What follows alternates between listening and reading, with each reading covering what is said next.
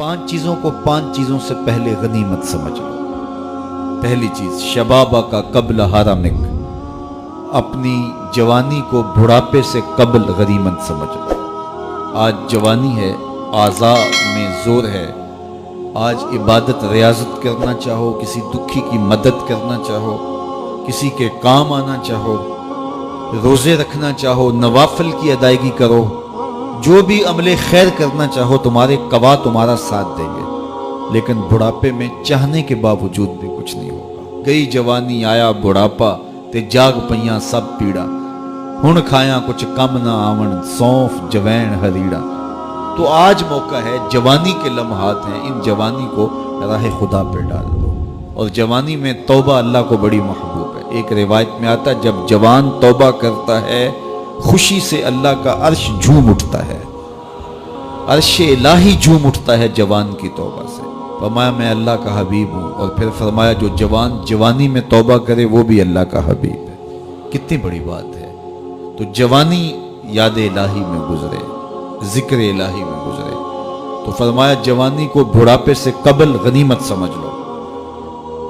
پھر فرمایا صحت کا قبل سقمک، اپنی صحت کو بیماری سے قبل غنیمت سمجھ لو۔ صحت کے لمحات میسر ہیں، بیماری آتے دیر نہیں لگتی، تو صحت کو غنیمت سمجھتے ہوئے بھرپور فائدہ حاصل کرو اور کوشش کرو، محنت کرو راہ خدا میں آگے بڑھنے کی۔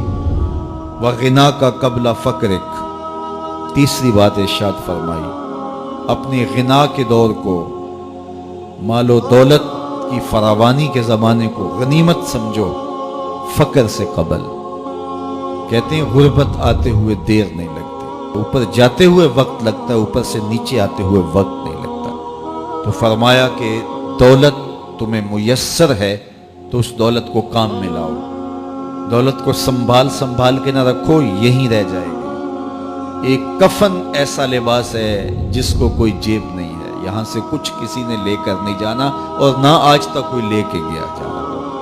سکندر گیا جب دنیا سے تو دونوں ہاتھ خالی تھے۔ تو اصل وہ ہے جو ہم ساتھ لے کے جائیں گے۔ میرے حضور نے فرمایا، ابن آدم کہتا ہے مالی مالی مالی، میرا مال میرا مال۔ فرمایا اس کا مال وہ ہے جو اس نے کھایا یا پہنا اور پرانا کر دیا یا اس نے آگے بھیج دیا۔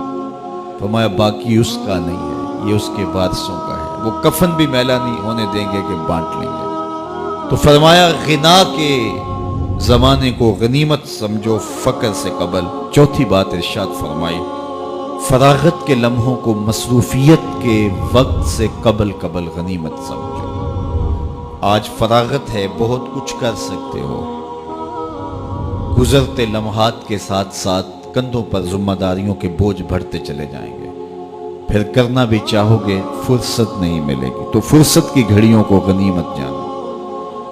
پانچویں چیز ارشاد فرمائی، وحیاتک قبل موتک، اور اپنی زندگی کو موت سے قبل غنیمت سمجھو۔ آج زندگی ہے، چلو بیماری صحیح، اعضاء مدمحل صحیح، فراغت نہ میسر صحیح، دولت نہیں صحیح، کوئی بات نہیں ہے، اس کے حضور آنسو تو بہہ سکتے ہیں، اپنے گناہوں کی معافی تو مانگی جا سکتی ہے، جس طرح بھی بیٹھ کر کے لیٹ کر کے اس کے حضور عبادت کا رنگ تو اختیار کیا جا سکتا ہے۔